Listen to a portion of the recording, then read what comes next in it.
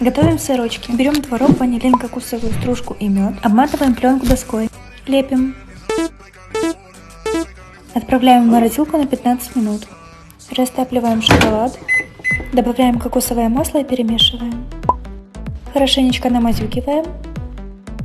Еще больше шоколада, чтобы слиплось. Готово. Выкладываем, посыпаем и кушаем.